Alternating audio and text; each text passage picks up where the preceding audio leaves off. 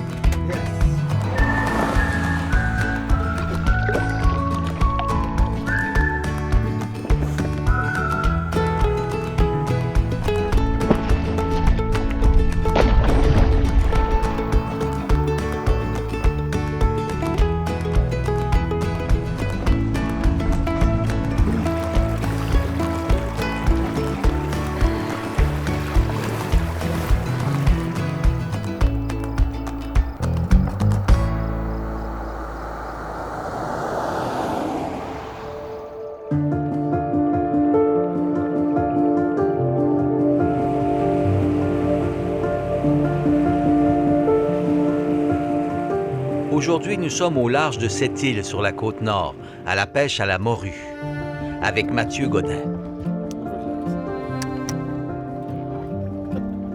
Il y a ici 300 pieds d'eau et la morue est au fond. Des fois, je me tasse de 200-300 pieds, puis c'est là qu'ils sont. Ouais. Ça arrive qu'on lui tombe ça sur la tête. Oui, le bain était là. Oh, puis moi, ça va être pas si mal, je pense. Oui, c'est ça, regarde. Oh, oui, je vois ta canne. Ça n'a pas l'air si petit.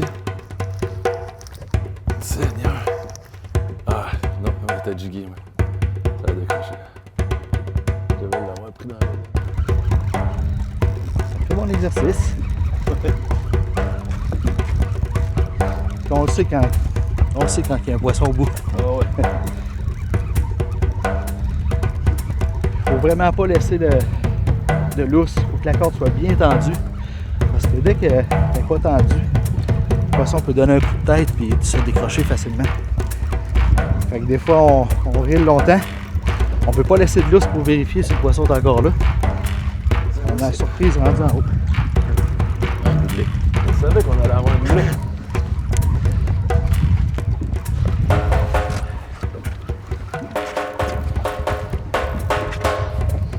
Ça roule, Matt? Ouais, ça bouge beaucoup, hein, j'ai l'impression que c'est peut-être un puits.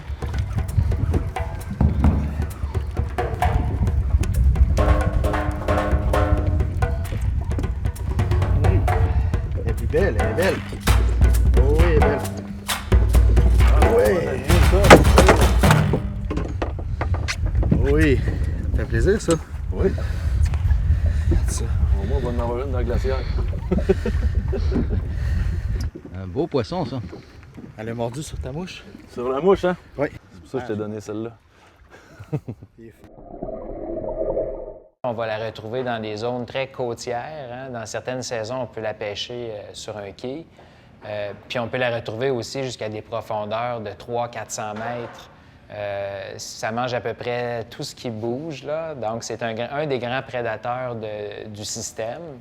Parce que c'est ça, la morue, c'est une espèce que, si on la laisse aller, ça peut mesurer plus d'1 mètre. Donc, ça devient un très, très gros prédateur dans l'écosystème.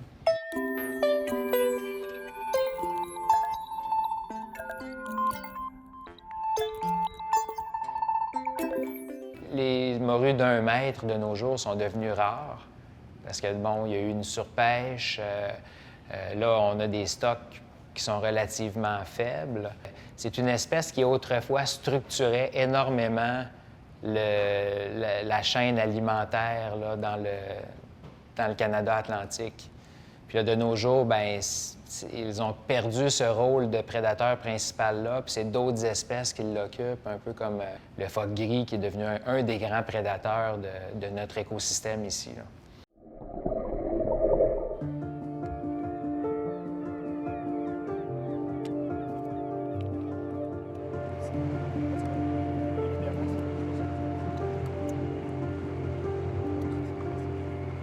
pire ça. Ouais, ça a bien allé. Hey! Belle morue encore. C'est beau de la morue franche en maths. Ouais, ça vaut pas ça. C'est surtout si bon à manger. Ça fait plaisir.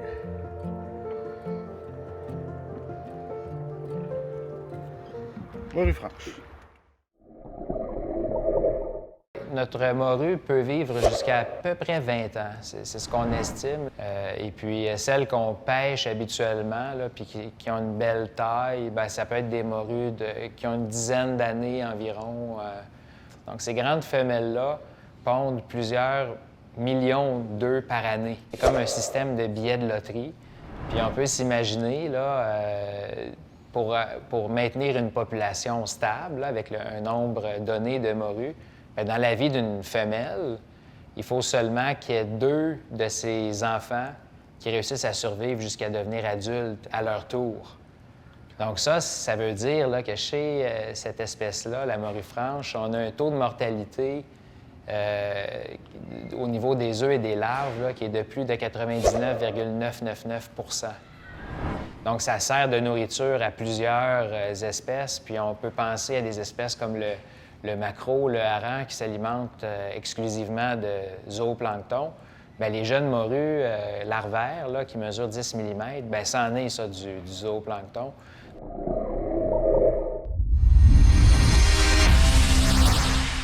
Germain Chevrolet Saint-Raymond, fier partenaire de l'émission La pêche dans la peau avec Samuel Gendron.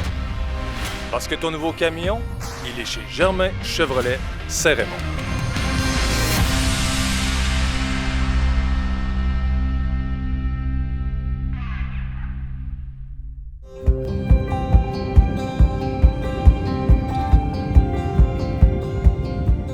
La première partie de notre voyage de pêche à la morue se termine ici.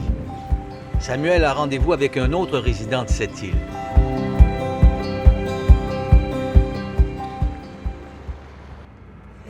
André Gauthier a fondé avec sa conjointe une entreprise originale, à la fois un centre de villégiature et un lieu de production de fruits de mer.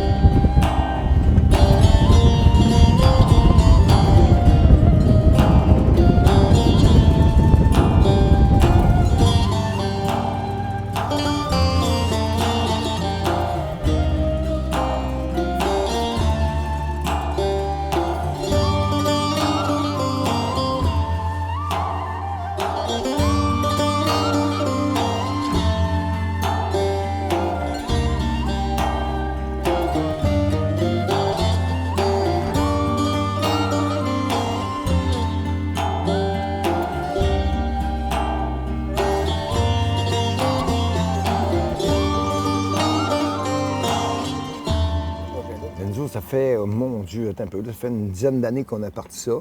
Mais la pêche dans l'aquaculture, ça fait une quinzaine d'années. L'entreprise offre des séjours en yourte et des produits faits sur place. C'est parfait.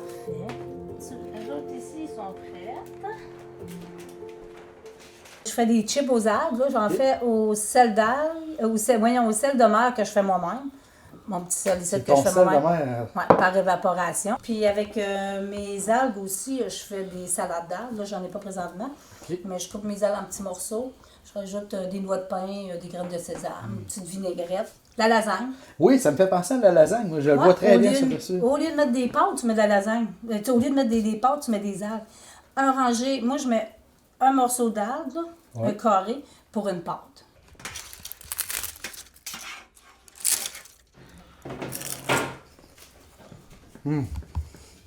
C'est super léger, t'as le goût salé, t'as le petit croquant. Oui, c'est ça. C'est vraiment léger, puis c'est croustillant, comme tu dis, c'est croquant. Ouais. Puis t'as vu, quand on travaille l'algue, c'est qu'un peu plus caoutchouteux. Non, pas tout. Puis quand on le fait cuire, c'est disparu, c'est là qu'il devient la beauté de l'algue. Tu vois ici, j'ai des petites camarines que je ramasse sur l'île, des fruits. C'est un petit fruit, je fais une confiture avec Je rajoute des algues dedans. C'est ça qui épaissit un peu ma confiture, puis ça a vraiment un autre goût différent.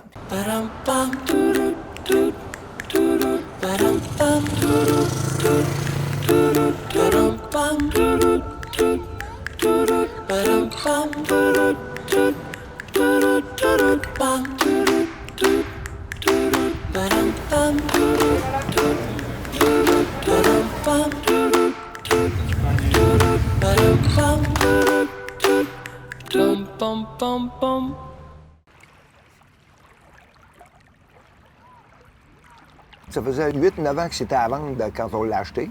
Oui.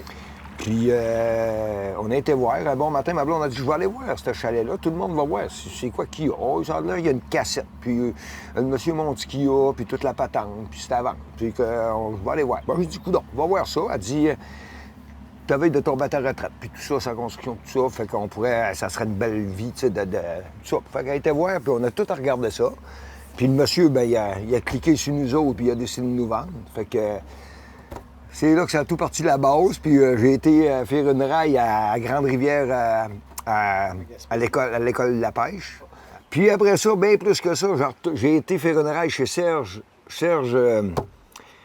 à Blanc-Sablon, chez Serge Dumas. Excuse-moi, je cherchais pauvre Serge, un bon yob. J'ai été une semaine chez Serge, aller apprendre les moules, justement, aller y aider, travailler avec lui, sortir des moules, puis toute la patente. La culture de ça, life, ben raide. Ouais. J'ai été me mettre les mains à la pâte chez Serge, puis c'est Serge qui a été mon mentor, si tu veux. Alors, c'est du travail, puis... Mais écoute, c'est mais oui, passionnant, puis le travail, c'est la richesse. Ah, ouais, c'est la nature, c'est tout. Tellement heureux puis fier de ce que t'as, là. Ah, ben oui, écoute, regarde, je me bâtis mon petit village.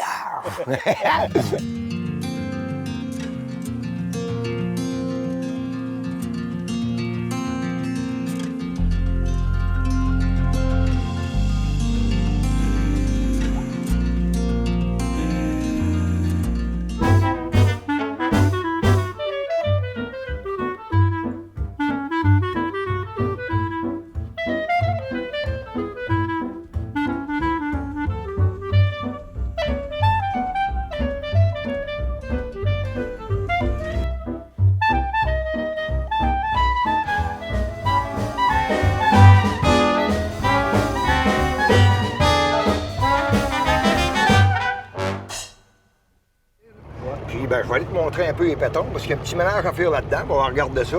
Pour en même temps, on va te faire déguster une péton croûte. Je crois que ça va être écœurant.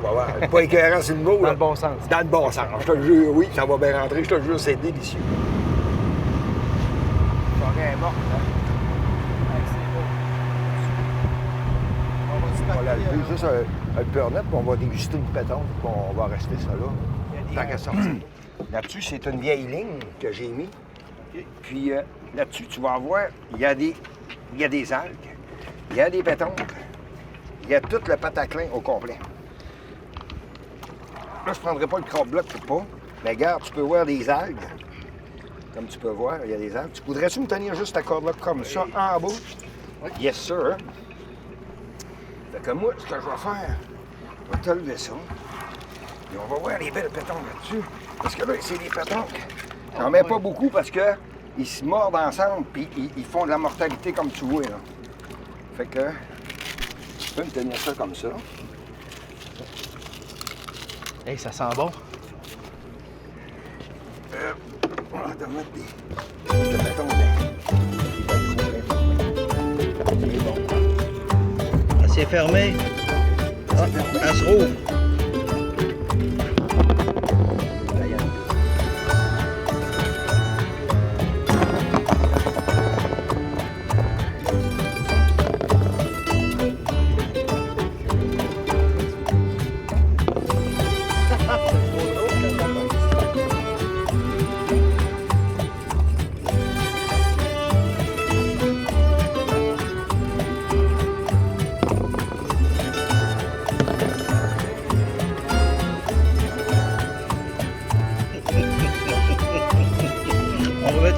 Là-dessus. Ça fait qu'on prend le couteau, on le rentre ici, avant qu'elle la referme, toujours. Et voilà. On va le jeter à l'eau. part de la mer revient à la mer. Puis là, comme tu vois, mon petit crochet ici, c'est pour relever la cravate. Ouais, là, je vais l'acheter à l'eau, pas sceller le bateau pour rien. Puis, touc, on fout ça à l'eau. Puis mon ami, il va déguster ça, lui. C'est à toi. Ou au moins qu'on se fait un petit party, on en prend chacun une. Comme tu veux. Déguste ça, mon chum. Ça, c'est frais. Ah ouais, ça, c'est frais. Juste du frais, juste du vrai. Ah oui, C'est fantastique. Ben oui, je goûte tout de suite.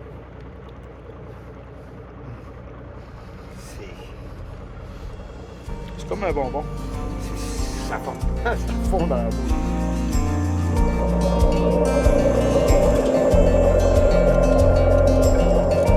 Ça, c'est de la salade. Mange chaud. Oui.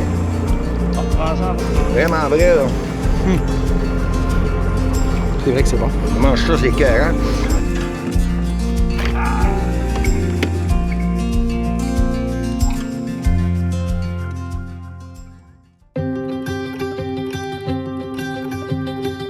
Au cœur d'un territoire sauvage et vierge, venez vivre un moment magique à la Seigneurie du Triton, une des plus prestigieuses pourvoiries d'Amérique du Nord.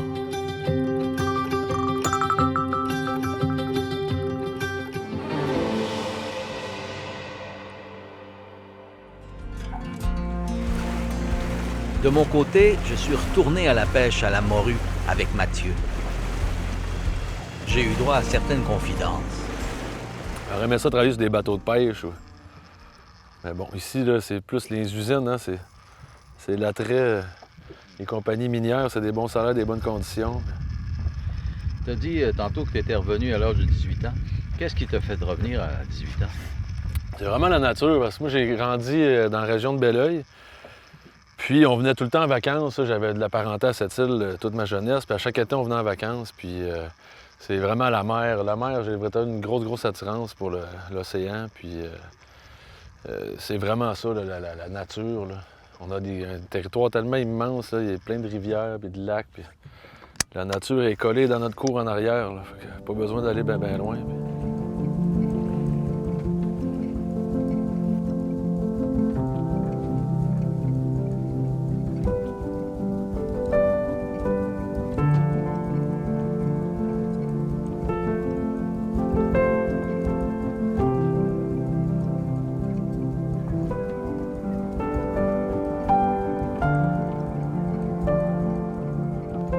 Je pense à rien d'autre. Je trouve que je fais le vide dans ma tête. Puis, tu penses à rien, puis c'est juste concentré, toi, puis le poisson, essayer d'attraper du poisson. Puis la plus grosse année que t'en as pris combien des morues? Une grosse année, là, ben, peut-être sur le bateau, là, pas moi tout seul, là, mais avec les amis que j'amenais à la pêche, tout ça, j'ai dû en prendre au moins environ 150. Assez pour devenir bon, faire des filets. Ouais, qu'est-ce que tu fais avec tout ça? Ben, on la mange. On la mange fraîche. Moi, j'en congèle pratiquement pas. C'est bien rare que je la congèle. Puis sinon aussi, j'ai développé, parce qu'avec l'abondance, à un moment donné, on ne sait plus quoi faire. Hein, des fish and chips à morue, c'est bon, là, mais à un moment donné, on se tanne. J'ai d'autres recettes aussi, mais j'ai commencé à faire de la morue marinée. Le même principe que du turbo mariné dans le vinaigre, tout ça, avec des oignons, puis les épices à marinade. Là, puis c'est quasiment aussi bon que du turbo mariné. Fait que ça fait une belle option, puis ça se conserve super longtemps. Ça dit bien, par contre, avec toutes les petites qu'on a pognées. Pas si mal. On va pas forcer pour rien, ce coup-là. Ouais. Fait que la bonne saison, c'est de quelle date à quelle date, à peu près? On a le droit fin juin jusqu'à fin juillet. Mais c'est le plus de bonheur, le plus tôt, mieux c'est, en fait. Le plus l'eau est froide.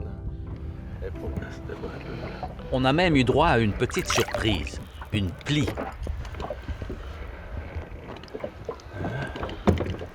Une petite plie. Elles sont gluantes, elles sont assez difficiles à manipuler. La plie canadienne, ça, c'est l'espèce, on va dire, de poisson de fond qui est la plus commune dans les eaux de l'ensemble du Canada atlantique. C'est un poisson plat là, qui va se camoufler dans les sédiments sablonneux, va attendre patiemment que certaines petites proies passent proches et puis va les attaquer d'une façon subite, là. Les œufs sont pondus au fond, hein, c'est un poisson plat, mais ils sont flottants. Donc, ils vont s'élever dans la colonne d'eau près de la surface et puis c'est là que les larves vont éclore et passer leur première semaine de vie. Lorsque la petite larve sort de l'œuf, elle n'est pas asymétrique comme ça. Elle est complètement symétrique. En quelques jours, il y a un œil qui va migrer du même côté que l'autre œil. Le corps va s'aplatir, va vraiment se tourner comme ça. Et puis, on va avoir un mini poisson plat qui va devoir changer complètement d'habitat, aller se fixer sur le fond marin, commencer à manger des proies complètement différentes qui vivent sur le fond marin. Ouais. Ah ben oui, ça a les deux yeux du même bord, mais ça n'a pas de nez. C'est pas né avec les deux yeux du même bord. Ouais. C'est bien étrange, ce poisson-là. Ouais, c'est assez étrange, hein? Ça se cache dans le sable. Tu la gardes? Ouais, je pense que je vais la garder. Tu es capable de faire des filets avec ça? Ouais, il y a 4 filets là-dedans, 4 petits filets, ouais. OK. C'est assez... C'est plutôt de à ranger, là. Mais ça donne 4 petits filets, ouais. Ben, c'est super bon comme poisson. T'en prends-tu souvent? Ouais, ben je les garde pas souvent, là. Des fois, des belles, là.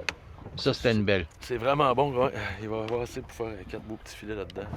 OK. Il y a certaines prises commerciales qui se font à l'appli. Donc, quand on voit à la poissonnerie et puis qu'on voit du filet de sol, bien, le filet de sol, ça peut être de l'appli canadienne. Ça peut être différentes espèces de poissons plats, mais ça peut être de l'appli canadienne. Donc, il y a un quota qui existe pour l'appli canadienne, mais c'est souvent des prises qui sont faites lors de la pêche d'autres espèces. C'était une espèce qui était autrefois très abondante, un peu au même titre que la morue, là. C'était moins connu, mais c'était une espèce très, très abondante. Et puis, elle a connu une forte décroissance à peu près au même moment que la morue, les années 1990, qui ont été des années très froides, où il y avait un niveau de surpêche également. On donnait un gros coup dans l'abondance de beaucoup de poissons de fond, incluant l'appli canadienne. Et puis, depuis ce temps-là, elle ne se remet pas très, très bien. Donc, il y en a un peu partout. On peut en trouver encore un peu partout, mais on n'a pas de fortes abondances présentement.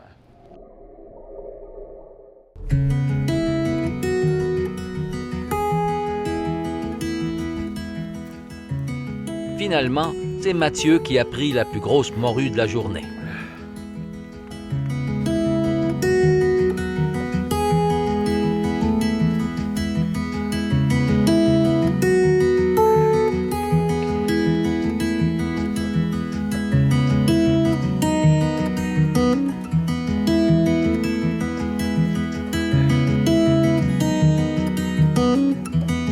Bien belle, avec toutes les petites qu'on a eues.